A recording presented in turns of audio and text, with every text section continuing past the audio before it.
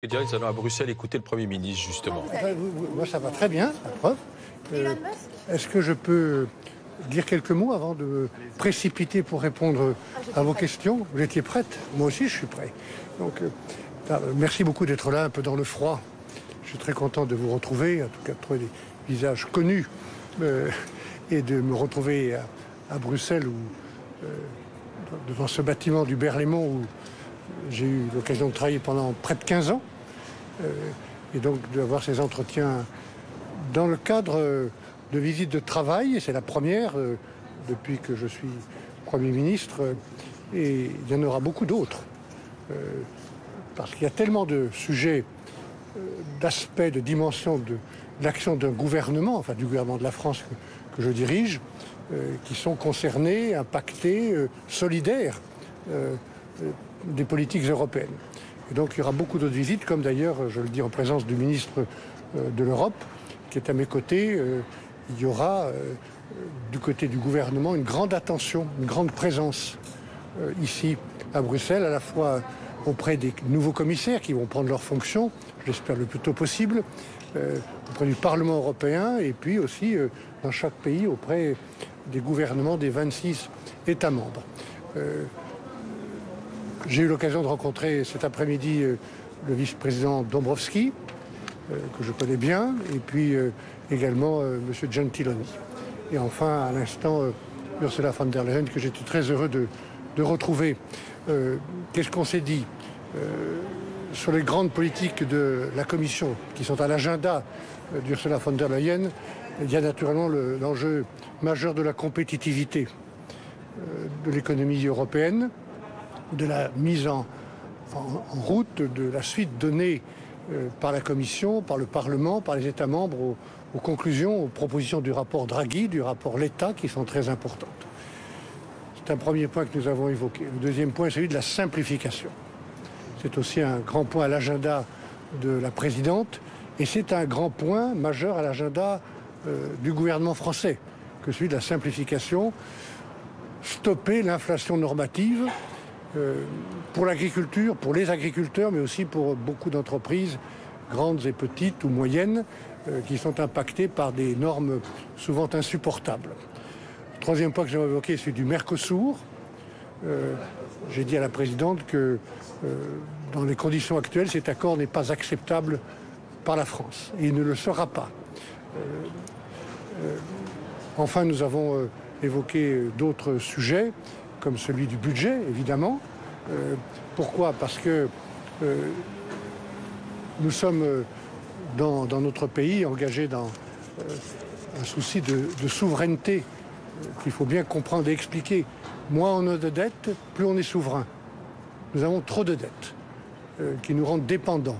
Et donc c'est aussi la raison pour laquelle je présente un budget difficile, qui poursuit maintenant son parcours, j'en suis très heureux, au Sénat. Un budget difficile, mais qui nous permet de réduire notre endettement, réduire notre dépendance. Aujourd'hui, nous avons en France une charge de la dette, des intérêts de nos emprunts, qui va atteindre 55 ou 56 milliards d'euros, plus que le budget de la défense. Je pense que cet argent serait beaucoup mieux utilisé pour l'éducation, pour notre sécurité, pour l'emploi, pour les équipements dont la France a besoin. Donc réduire notre dette, c'est augmenter notre souveraineté, et puis aussi, dans le cadre de l'euro que nous avons voulu, et heureusement, jouer notre rôle, tenir notre place pour que le règlement de copropriété de l'euro fonctionne. Et c'est aussi le dialogue confiant, constructif que nous avons eu avec les commissaires que j'ai rencontrés, avec la présidente. Voilà pour les principaux points de nos discussions, et je suis maintenant prêt à répondre à vos questions. Vous avez parlé du Mercosur. Est-ce que la Commission vous a donné des signes comme quoi il aurait envie de rendre cet accord plus acceptable pour la France, et lesquels? Écoutez, je ne vais pas... C'est pas mon habitude de rentrer dans les détails et dire publiquement ce que nous sommes dit. Et je pense que la Commission a bien compris que dans les circonstances actuelles, cet accord n'était pas acceptable et ne sera pas accepté par la France. Et c'est la position du président de la République comme la position du gouvernement que je dirige. J'ai oublié de dire un petit mot d'un sujet important. Je viens de vous dire que cet accord ne sera pas accepté actuellement par la France. Mais si la Commission et les 27 décident de passer outre la France, c'est possible? Je recommande qu'on ne passe pas outre la position d'un pays comme la France, d'ailleurs pas plus que outre la position des autres pays. Les préoccupations françaises sont exprimées notamment par l'impact désastreux que cet accord aurait sur des filières entières, notamment de l'agriculture et de l'élevage. On n'est pas les seuls à avoir ces craintes. Il y a les mêmes craintes dans beaucoup de pays européens, et vous le verrez dans les temps qui viennent. Et il y a aussi des craintes qui s'expriment et des questions nombreuses au Parlement européen, comme dans nos propres parlements. Je voulais juste dire un mot de sujet important pour nous, qui est aussi été à l'agenda de ma rencontre avec Ursula von der Leyen, qui concerne les migrations. Sur ce plan qui est très important pour nous, que de maîtriser l'immigration clandestine, d'avoir une politique à la fois digne et ferme, nous allons nous appuyer sur le pacte asile et immigration qui a été adopté au niveau européen. Nous allons le transposer dans la loi française le plus tôt possible. Nous allons le compléter.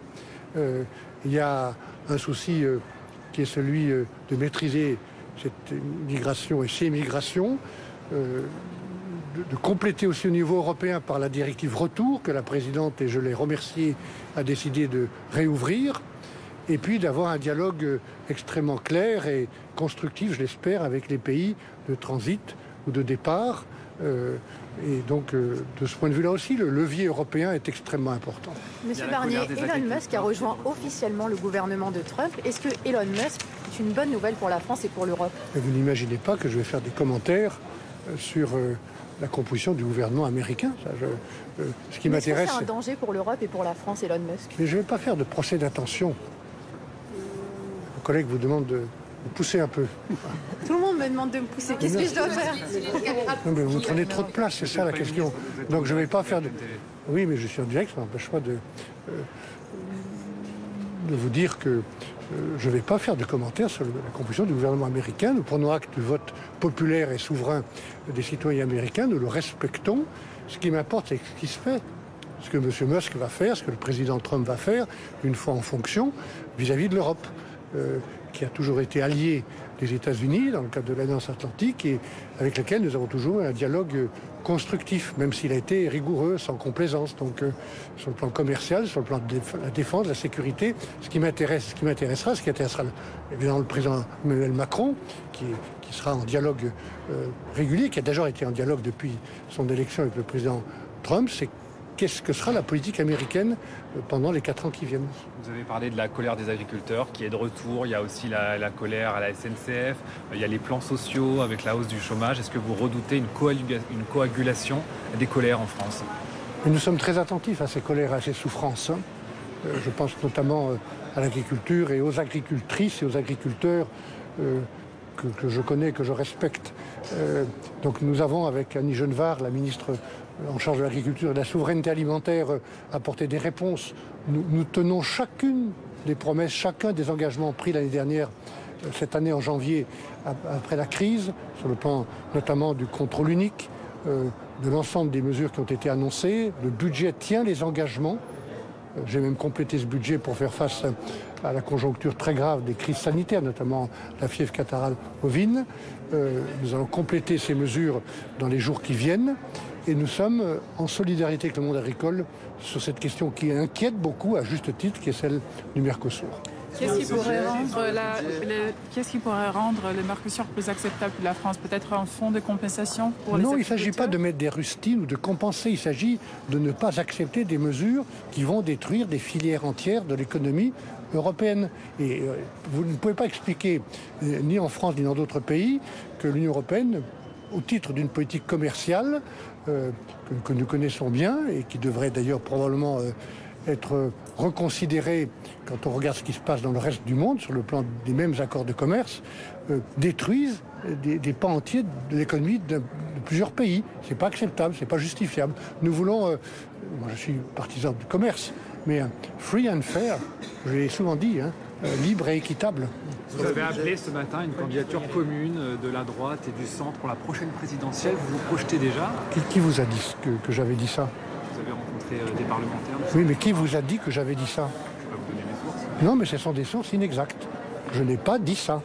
Et donc, je ne vais pas me mêler des élections présidentielles. J'ai simplement dit une chose qui est simple, c'est que dans ce socle commun, et je rencontre les parlementaires, j'essaie de favoriser, de participer, de contribuer à une culture d'union, de compréhension, de respect. Et nous allons y arriver, comme l'a montré d'ailleurs le vote au Parlement contre ce budget insensé qui avait été élaboré par un certain nombre de groupes à l'Assemblée nationale. J'ai simplement dit que le succès de ce gouvernement que je vais diriger avec des équipes plurielles qui doivent apprendre à travailler ensemble, ce succès-là, il est fondamental pour, quel que soit le candidat, un succès en 2027. C'est ça que j'ai dit. Je ne me suis pas permis de souhaiter qu'il y ait un seul candidat, même si je pense que l'unité est toujours nécessaire. Mais je ne veux pas mélanger les étapes. Je suis totalement 100% concentré sur l'action de ce gouvernement. Vous ne m'entendez pas dire autre chose. Dans l'action du gouvernement, il y a l'unité, il y a les solutions, les progrès qu'attendent les Français dans leur vie quotidienne. C'est ça qui m'intéresse.